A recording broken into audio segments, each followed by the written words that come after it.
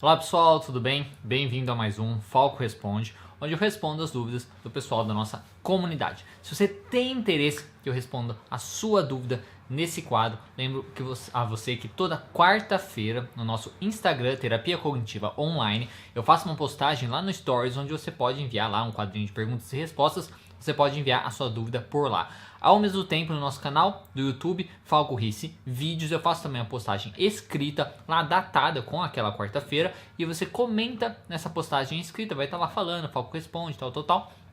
Você comenta nessa postagem escrita e aí eu colho a sua dúvida para depois responder nesse quadro, tá certo? Lembrando também que todas as dúvidas que eu estou respondendo você pode encontrar na descrição desse vídeo, tá certo? E se esse vídeo passar de 30 minutos, eu vou precisar dividir ele em dois. Aí vai estar aparecendo aqui se foi dividido ou não, e se foi dividido, se é a parte 1 ou a parte 2, certo? E lembrando também que na segunda-feira esse vídeo vai ao ar no podcast, nosso podcast, em todas as plataformas de podcast, que você, nas melhores aí, plataformas de podcast. Você pode procurar lá com o psicólogo Diego Falco, que você pode ver esse vídeo em formato de áudio depois, certo? Então, sem mais delongas, acho que é basicamente isso. Lembrando de se você se inscrever, dê um joinha se você gostar desse conteúdo e compartilhar com quem você gosta, e também clica no sininho para receber todas as notificações. Então, vamos à primeira pergunta. Paciente com depressão muito desanimada, por onde começar? Olha, você tem que começar basicamente entendendo quais os pensamentos que aquele paciente tem, o que está causando, o que está gerando esse desânimo desse paciente. O pensamento que causa o desânimo dele, trabalhar em cima justamente desses pensamentos, e esse desânimo, qual comportamento que leva o paciente a ter, que seria, por exemplo, um comportamento de segurança, que muitas vezes mantém o seu desânimo, que mantém também os seus pensamentos disfuncionais, mantendo esse paciente em um ciclo, tá? Então é perceber quais os pensamentos que mantêm o desânimo, que geram, né, esse desânimo no paciente, e qual comportamento ele tem também que acaba mantendo esse desânimo. Então você vai trabalhar em cima desses pensamentos e trabalhar com esses comportamentos, tentando fazer com que ele tenha comportamentos diferentes que ajudem aí a melhorar o seu humor, fazer o que a gente chama da ativação comportamental, fazer uma psicoeducação do funcionamento do modelo cognitivo, do funcionamento da depressão no paciente, como os ciclos podem se afetar e tudo mais, como o ciclo dele funciona, pode ajudar bastante também no início, para ele entender a importância disso, a importância de você desafiar os pensamentos, a importância de você mudar os comportamentos e quebrar esses ciclos, certo? Próxima pergunta. Se o cliente insiste em saber o diagnóstico, convém utilizar o DSM para isso? Sim, com certeza. Se você tem porque assim, você pode dar o diagnóstico, não pode dar o diagnóstico, tá? Eu dou o diagnóstico para alguns pacientes, outros eu não dou o diagnóstico, então isso é uma coisa bem assim. Mas se o cliente insiste muito em ter um diagnóstico e tudo mais, você pode tranquilamente pegar ali o DSM, DSM-5 e avaliar se ele entra, se tem algum transtorno que ele entra, se ele encaixa nos critérios de algum transtorno específico, tá? Então você pode com certeza utilizar o DSM-5 para isso, tá? Pode ajudar bastante, tá? Mas também se o cliente insiste em saber o diagnóstico, uma coisa interessante também é trabalhar com isso, sabe? Por que saber o diagnóstico, ter um nome, digamos assim, né? É uma coisa tão válida para ele. Por que ele acha que isso é importante? Porque dependendo do porquê que ele quer saber esse diagnóstico, pode ser interessante a gente avaliar esses pensamentos, ver se não é por algum motivo mais disfuncional que ele está querendo fazer isso, tá? Próxima pergunta. Como é feito o diagnóstico do transtorno paranoide? A terapia ajuda? Olha, o transtorno paranoide você vai fazer o diagnóstico utilizando o DSM-5, assim como respondi na questão anterior. Utilizando lá os critérios diagnósticos do DSM-5, você consegue, através daquilo lá, ver se o cliente tica, digamos assim, todos os critérios necessários para ele ter o diagnóstico de transtorno de personalidade paranoide, por exemplo. Na questão de se a terapia ajuda, sim, a terapia ajuda bastante, tá? Mas o cliente precisa ter uma ótima relação terapêutica com o paciente, porque com o terapeuta, né? O paciente precisa ter uma ótima relação terapêutica com o terapeuta, porque é uma coisa que, pensa, paranoide. Então ele vai ficar achando que as pessoas às vezes estão querendo machucá-lo, que estão querendo danificar alguma coisa, estão querendo prejudicá-lo de alguma maneira. Então ele precisa confiar muito no terapeuta, para o terapeuta conseguir digamos, desafiar os pensamentos dele, esses delírios, essas crenças exageradas que o paciente vai estar tendo. Então precisa ter uma ótima relação terapêutica para que o terapeuta justamente consiga ajudar o paciente a desafiar as suas crenças, desafiar esses pensamentos exagerados, esses pensamentos paranoides, ao mesmo tempo de auxiliar ele a ter novos comportamentos, evitando se manter nesse ciclo. Mas pode ajudar sim, mas a primeira coisa que a gente tem que fazer é ter uma ótima relação terapêutica, desenvolver essa relação, tá, de confiança e tudo mais, vai com calma, né? E depois você vai trabalhar com isso, mas dá sim para ajudar. Próxima pergunta: como identificar os pensamentos que geram ansiedade e como melhorar esses pensamentos, como melhorar desses pensamentos? Olha, para você identificar os pensamentos que geram ansiedade é muito simples, tá? Na teoria assim é muito simples. Quando você estiver sentindo ansiedade, quando você estiver ansioso, ansiosa, é simplesmente se questionar: o que está passando na minha cabeça? Ou o que poderia estar passando na minha cabeça que poderia estar gerando essa ansiedade? Fazendo esse exercício, você vai desenvolvendo essa facilidade de identificar quais pensamentos que geram a sua ansiedade, quais pensamentos que geram aí suas alterações de humor, tá? Então é basicamente isso, é a maneira mais simples. E para ajudar, você pode simplesmente escrever. Então, seja no momento que você está se sentindo ansioso, ou um pouco depois, ou no dia, escreve, tipo, eu estava fazendo tal coisa quando eu me senti ansioso, né? Aconteceu tal coisa, tal coisa, tal coisa. E o que você poderia ter pensado sobre esse evento que pode ter gerado ansiedade? Faça essas perguntas para você avaliar qual o pensamento que liga aí a situação que você viveu, o que você passou com a ansiedade. Essa é a melhor maneira de você identificar os seus pensamentos que geram ansiedade, tá certo? Normalmente são pensamentos que envolvem a sua capacidade de você às vezes não ser capaz de lidar com alguma situação, ou de uma situação ser pior do que ela realmente pode ser. Se é uma situação muito exagerada, ou as consequências dessa situação ser uma coisa terrível para você e você achar que você não consegue lidar com aquilo, seja com a situação ou com as consequências daquela situação. Normalmente, pensamentos da ansiedade envolvem isso. E a outra pergunta é: como melhorar desses pensamentos? Avaliando esses pensamentos. Você precisa, como eu disse, como é a questão aí de exagerar a situação, exagerar o perigo daquela situação, exagerar as consequências daquela situação, você precisa trazer para a realidade, mostrar a realidade, tentar avaliar através de evidências que talvez você está exagerando, que talvez o perigo não é tão grande assim, pode ser uma coisa ruim e tal, mas não é tão terrível, e as consequências também talvez não sejam tão terríveis assim. Ao mesmo tempo, de mostrar que você é mais capaz do que você provavelmente imagina, tá? E se você não for mais capaz do que você imagina, aprender a ser mais capaz do que você imagina, tá? Então aprender a ser mais capaz, treinar, estudar mais, enfim, independente do que for, aí melhorar a sua capacidade. Então é trazer basicamente para a realidade, tá? A sua capacidade, ficar mais perto da realidade, e a situação, o perigo real, a consequência também mais perto da realidade. Isso vai ser a maneira de você trabalhar com esses pensamentos, certo? Então é examinar os pensamentos, basicamente. Próxima pergunta: como funciona o viés da confirmação na TCC? Se possível, exemplos. Obrigado desde já. Bom, o viés de confirmação basicamente é aquela pessoa que ela busca, né, maneiras de tentar confirmar as suas crenças, confirmar o que ela acredita. Só que ela busca coisas para confirmar, coisas que têm um viés daquilo. Então, ela, digamos, é a favor da legalização da maconha, por exemplo, a favor da legalização da maconha. Ela utiliza informações enviesadas, tá, para confirmar que não tem problema nenhum você legalizar a maconha. Porque a maconha é benéfica para tal coisa, porque a maconha ajuda com glaucoma, porque a maconha tal. Ela usa esses viés para confirmar que aquela crença, que o que ela acredita, tudo mais, é válido, que é bacana. E ela direciona esse viés. Então é um pouco, né, pode ser de má fé, digamos assim, porque ela acaba esquecendo, né, de utilizar as outras informações. Por exemplo, no caso da maconha, novamente, milhões de estudos, né, de milhares aí de estudos que demonstram como pode ser problemático ativar diversos outros transtornos psicóticos, transtornos exagerados, transtornos bem ruins, assim, graves, quando a gente fala de saúde mental, tudo mais. Todas as outras questões também que pode causar por conta do uso da droga, tá?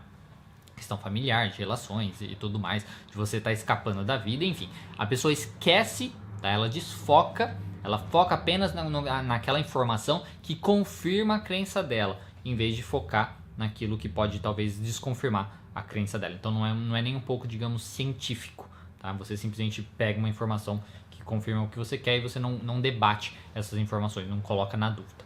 Então isso é basicamente o viés da confirmação. E como que a gente vai trabalhar com isso é mostrando o outro lado. Tá, então você está falando que essa informação aqui corrobora o que você está falando, né? Confirma o que você está afirmando e tudo mais. Mas e essa outra informação aqui? Essa outra informação, o que você diz sobre ela? Aí a pessoa vai falar e tal, e aí, aí a gente vai ver o quão exagerado é isso. Que se ela vê a outra informação e fala, não, essa informação aí é falsa e tal. Né? Aí a gente pode colocar, olha, talvez provavelmente você está na questão de um viés de confirmação e tudo mais, tá? Mas avaliando esses pensamentos. Espero ter respondido a sua dúvida, não sei exatamente se era isso que você queria escutar. Bom, próxima pergunta. Tem como falar sobre o cartão de resolução de problemas?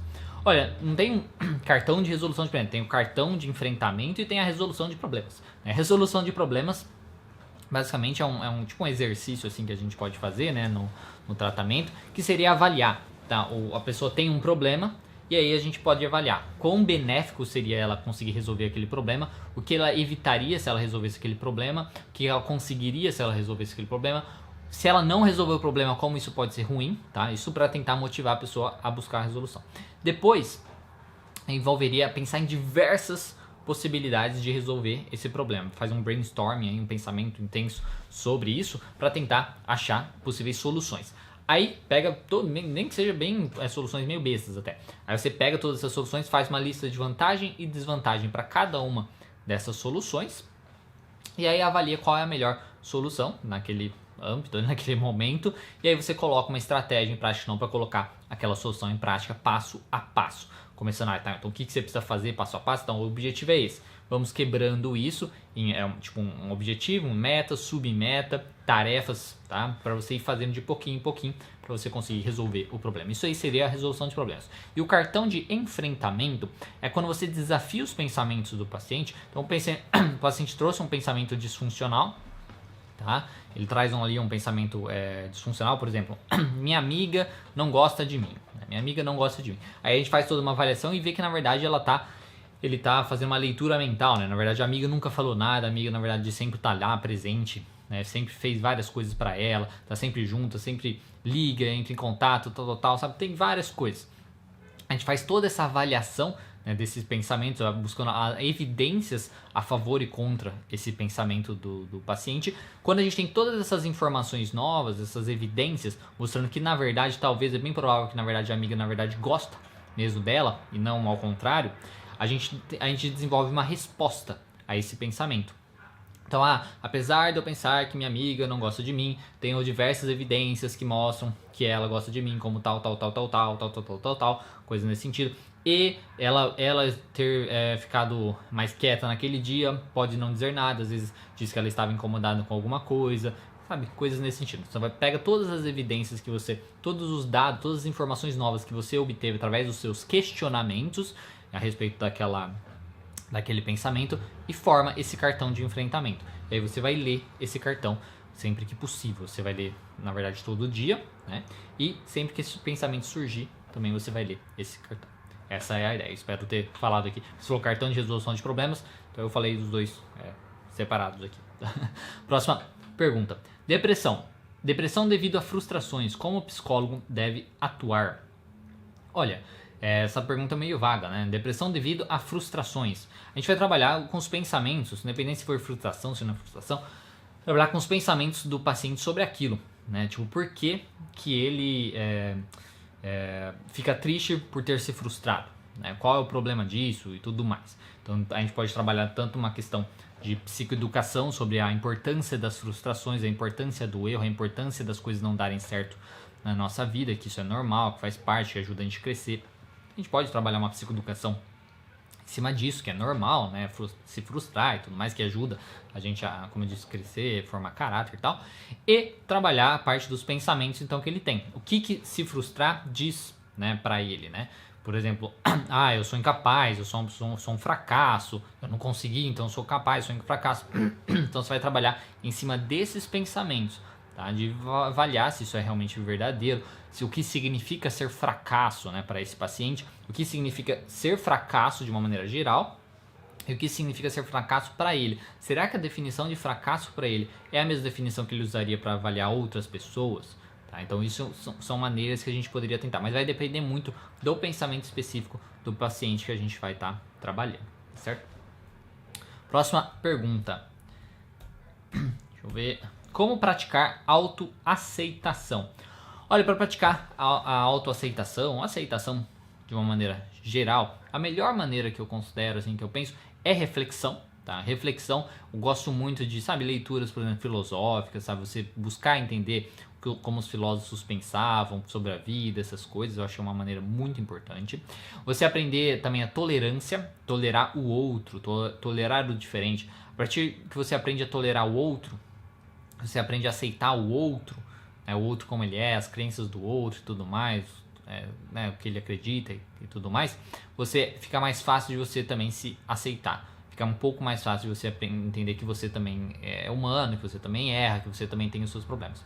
E a melhor maneira de você conseguir essas coisas é através da meditação. O Mindfulness, por exemplo, pode te ajudar bastante. Tá? Então dá uma pesquisada no canal, aqui mesmo tem vários vídeos sobre o Mindfulness que pode te ajudar nessa parte de aceitação. Tá? Aprender a viver mais ali com você, com seus pensamentos, tá? Com seus pensamentos disfuncionais, com o seu desconforto e tudo mais. Isso pode te ajudar na sua autoaceitação. Vou colocar aqui nos cards desse vídeo e na descrição também uma playlist com nossos vídeos sobre Mindfulness que pode te ajudar.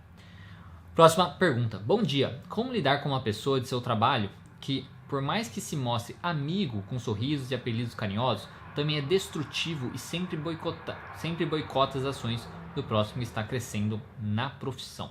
Olha, você pode lidar de diversas maneiras. Você pode ser mais combativo, chegar e falar: por que você está agindo dessa maneira? Por que você teve esse comportamento? Né? Não é bacana ter esse comportamento. Eu me senti mal com você tendo esse comportamento. Não foi legal esse comportamento que você teve. Sabe por que você se comporta assim? Você pode simplesmente fazer isso. Você pode simplesmente ignorar, né? Aprender a viver com isso, né? Seguir em frente com a sua vida. Então, vai depender muito de como você é ou do que você quer ter. O que não pode ser é você ser agressivo, tá? Esse é um cuidado. Você não pode ser nem muito agressivo, né? De tipo, você não pode ser assim, não sei o que e tal, sabe? Ser agressivo com a pessoa. E você não pode também ser muito passivo de deixar a pessoa passar por cima de você. Então a melhor maneira é você simplesmente não se importar, aprender a não se importar com isso, mas não de uma maneira passiva. Mas simplesmente não se importar. Vai vivendo a sua vida, se o outro faz isso com você, entendeu? Vai e fala com o chefe, sei lá e tal, mas não se importa. Ou você chega pra pessoa e seja mais assertivo e fala: né, tipo, isso não é legal você ter feito isso, né? Eu não gostei de você ter feito isso. Isso foi chato e tal. Então é ser mais assertivo com a pessoa, tá? Mas sem ter uma coisa muito específica, né? Não tem muito o que você fazer. Na questão de se ele se mostra amigo, com um apelido carinhoso, não sei o que, você pode estar pensando: é uma pessoa falsa e tal. Desencana disso, tá? Foca no que ele faz de errado, no que ele faz que te causa um mal-estar, um mal. Mas não no sentido: mas ele falou isso, e ele mostrou todo sorridente e depois me puxou o tapete, sei lá. Não. Desfoca disso. Foca no puxou o tapete, entendeu? Tipo, você fez esse comportamento que você teve, me magoou, me deixou chateado. Por que você fez isso? Seria mais nessa linha. Não de ficar relacionando, mas você agia de um jeito. Foge desencana disso, porque é besteira, não vai levar a nada. Foca no comportamento negativo, no comportamento ruim que te fez mal. E aí fala com a pessoa, mas tenta falar de uma maneira tranquila, certeira. Não sei se te ajuda, mas é o que eu posso falar. Próxima pergunta. Bom dia, não sei se já fez um vídeo sobre hipnose, mas queria saber o que você acha sobre hipnose junto com a TCC. Eu já fiz um vídeo, na verdade, respondendo uma dúvida também sobre hipnose, o que eu acho, né, hipnose clínica e tal. A minha opinião, né, é uma opinião um pouco controversa, várias pessoas, até mesmo várias pessoas que trabalham com terapia cognitivo-comportamental. Tá? Porque eu gosto de, assim, eu acho que hipnose de uma maneira geral, tá? Hipnose de uma maneira geral, acho ok, é uma técnica que existe há muito tempo e tudo mais. Não gosto de pessoas que não são formadas em psicologia ou psiquiatria ou coisa assim, fazendo uso de hipnose para tratamento de transtornos, tá? Depressão, ansiedade, isso eu não gosto, tá? Não sou a favor disso. Se a pessoa faz hipnose para qualquer outra coisa aí da vida dela, para se sentir mais motivada, para, enfim, qualquer coisa da vida dela, problema. Eu não tenho problema nenhum com isso. Agora, para tratamento de transtornos psiquiátricos, eu não acho legal, a não ser que a pessoa for realmente psicólogo ou psiquiatra, aí sem problema algum. E aí eu não tenho um problema com a hipnose, eu acho que é simplesmente uma outra técnica que funciona e tal. No uso dela na TCC, eu não gosto, tá? Porque principalmente hoje em dia, com a questão da terceira onda e tal, a gente trabalha muito a questão da aceitação, da pessoa aprender a se aceitar. Então assim, hoje, até mesmo você fazer vamos supor, você está muito ansioso e você fazer uma respiração, você fazer uma respiração para baixar a sua ansiedade, até mesmo isso não é mais considerado a melhor opção. A melhor opção, na verdade, é você aprender a conviver com aquela ansiedade, aceitar aquela ansiedade e deixar ela passar sozinha. Com essa visão, a ideia de você usar a hipnose para se acalmar, usar a hipnose para você melhorar ali a questão com seus pensamentos e tudo mais, para mim foge um pouco de você fazer isso, né? Tipo, você viver aquilo mesmo e deixar aquilo passar. Para mim foge um pouco, tá? Então essa é a minha opinião sobre isso. Novamente, se você não concorda, porque da outra vez que eu fiz o vídeo assim, veio um povo lá, não, porque eu sou formado em hipnose, eu dei aula onde você estudou e você tá falando errado. Então, o povo é meio... O povo é muito combate, né? O povo é nervoso, né? O povo é bravo, né? O povo não pode ter opinião diferente, interpreta qualquer coisa assim como se fosse uma, né? Então, enfim.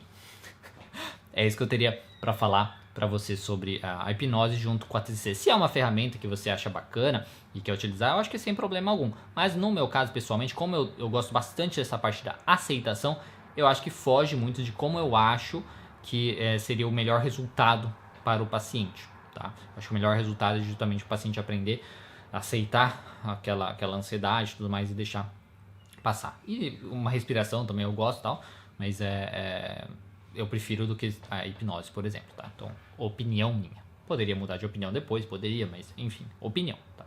É isso que eu teria pra falar. Próxima pergunta. Qual o número máximo de sessões indicadas para o trabalho da TCC? Com o paciente, a partir de quantas sessões seria o ideal para espaçar as sessões? De 15 em 15 dias e depois mensalmente. Olha, eu não coloco o número máximo, porque eu deixo muito a questão do paciente, tá? Se o paciente tá querendo vai criando novas metas, vai precisando daquilo, assim, vai surgindo coisas novas pra gente trabalhando, eu não coloco um limite, tá? Nossa, estamos chegando a 20 sessões, meu Deus, temos que parar. Tipo, por quê? Né? Por que parar? Se o paciente está usufruindo daquilo, está sendo benéfico para ele está surgindo com novas metas e tudo mais. Quando a gente pensa na questão de começar a espaçar, tem várias maneiras de saber isso. Eu vou até lançar um vídeo, vai sair daqui a um tempo, acho que esse mês, sobre esse negócio de alta, né, de você dar alta e tal, e fala um pouco sobre isso. Por exemplo, quando você percebe que durante a semana não aconteceu muita coisa, que o paciente lidou muito bem com as situações que aconteceram, situações assim que ele lidava mal antes, ele tá lidando bem nessas situações, que você chega na sessão não tem mais o que falar, sabe, chega na sessão, e aí, né, como aconteceu, como você tá, tem alguma coisa incomodando e tal, e ele não tem, sabe, nada pra falar, e aí fica meio aquela coisa parada, isso várias vezes, né, não tipo uma semana só, várias vezes isso se repete, então isso é uma maneira de você fazer essa avaliação. Poxa, talvez seja interessante a gente espaçar também, então, para fazer essa avaliação. Outra maneira é você, nas avaliações periódicas, onde você faz entre 6 e 8 sessões, você faz uma avaliação mesmo. Como você tá, o que você está achando das sessões, como está sendo a terapia, você acha que a gente está conseguindo suas metas e tudo mais. E nessa avaliação, dependendo, a gente já pode pensar nisso de passando para quinzenal, e depois para mensal e tudo mais. Então, eu não defino tantas sessões para isso, nada disso, tá? Eu vou de cada caso para caso, então eu vou avaliando. E muitas vezes o paciente está se sentindo muito bem há um tempo e às vezes ele mesmo fala, poxa, eu estou me sentindo muito bem, eu acho que eu estou conseguindo lidar. O que você acha da gente passar por 15 anos? Às vezes o paciente mesmo fala, aí você faz uma avaliação, vê que, não, realmente, eu acho que talvez sim, né? Tipo, você não tinha pensado sobre isso tal, e passa para isso, tá? Então vai depender de caso, ok? Próxima pergunta. Boa tarde, de acordo com a TCC, como podemos desenvolver a assertividade? Obrigado. Então, para a gente desenvolver a assertividade é você treinar a assertividade. Primeira coisa, você precisa saber o que é ser assertivo ou não, que é basicamente entre ser agressivo e ser passivo. Ser passivo é você, assim, a gente tem, todos nós temos uma lista de direitos, né? Direito de falar não, direito de querer as coisas não, direito de se expressar ou não se expressar, todas essas coisas. O passivo, ele deixa o outro tomar o seu direito. E o agressivo, ele toma o direito do outro, tá? Ele atropela o direito do outro. E o assertivo, ele conhece os seus direitos, ele exige os seus direitos, tá? Então ele coloca em prática ali os seus direitos, mas ele não passa por cima do outro, ele não é agressivo, nada dele. Às vezes é mais firme, mas não é agressivo, nada disso. Então isso é a primeira coisa que você precisa saber. Depois você precisa reconhecer os seus direitos, né? E aí você precisa saber o porquê você não é assertivo. Por que que você é agressivo ou passivo? Então se questionar sobre isso, tentar identificar o motivo de você não ser assertivo, pode ser importante. Para quê? Para que você consiga avaliar esses pensamentos e ver por que pode ser importante ser assertivo. O que você ganharia se você fosse mais assertivo para você, o que você ganharia nas suas relações e coisas nesse sentido. Isso pode ser importante de se fazer. E aí depois disso é aprender a ser assertivo, é começar a colocar em prática. Então ser mais assertivo, que é falar o que você quer, falar o que você pensa, falar não, aprender a colocar limites nas pessoas e se respeitar. Tá? Basicamente isso. Aí tem algumas técnicas que dá pra fazer e tudo mais, tá? Então tem até um vídeo que eu fiz uma live sobre assertividade que pode ajudar um pouquinho, tá? Basicamente isso, então é colocar em prática. Talvez você pode pensar também no quais comportamentos que você normalmente tem, seja um comportamento passivo ou um comportamento agressivo, e como seria o seu comportamento assertivo nessa mesma situação. E aí você pode ir listando isso, então você vai fazendo esse treino e aí para você depois colocar em prática esse comportamento mais assertivo. E a última pergunta de hoje: como funciona a estrutura das sessões e metas no atendimento com crianças? E a partir de qual idade seria ideal o atendimento? Poxa, a última pergunta e eu não vou poder responder, pelo menos ela não completa.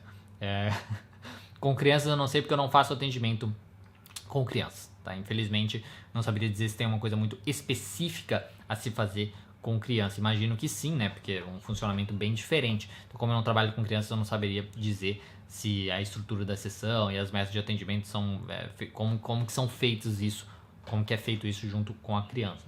E a partir de qual idade seria o ideal tratamento? Eu acho que não tem uma idade mínima aí, né? Tipo, para você trabalhar. Como eu não trabalho com criança, eu também não faço muita ideia sobre isso, tá? Então, infelizmente essa pergunta não consegui responder da melhor maneira possível, porque eu não trabalho com criança, então eu não estudo isso, né? Não estudo criança, não vou buscar assuntos sobre isso, então não saberia responder, infelizmente. Me perdoe, desculpe qualquer coisa. Bom, pessoal, é isso. Lembrando, espero que vocês tenham gostado. Lembrando então que se esse vídeo foi dividido em 2 ou não foi, vai estar aparecendo aqui. Se ele não foi dividido ou se é a parte 1 ou a parte 2. Se você chegou até aqui, muito obrigado. Se você gostou desse vídeo, dê um gostei e se inscreve no canal para receber todas as nossas novidades. Clica no sininho ao lado também. E também, se possível, compartilhe com quem você acha que pode usufruir desse conteúdo. Lembrando que toda quarta-feira, tá, no canal do YouTube eu faço uma postagem escrita com a data ali. Você pode comentar nessa postagem e aí eu colho a pergunta para responder aqui também. Ao mesmo tempo, no nosso Instagram, Terapia Cognitiva Online, eu faço lá um stories com um quadrinho lá de perguntas e respostas que você pode enviar a sua dúvida por esse quadrinho também. E aí depois eu colho a sua dúvida e respondo aqui também. E também na segunda-feira vai ao ar nas todas as plataformas de podcast, simplesmente procurando lá Psicólogo Diego Falco que você encontra, tá certo? Então, basicamente é isso. Um bom final de semana pra você, porque você provavelmente está vendo esse vídeo no sábado, ou se você está vendo depois, enfim, bom final de semana, boa semana, bom dia pra você, tá? E é isso. Eu acho que basicamente é isso. Muito obrigado e até o próximo vídeo.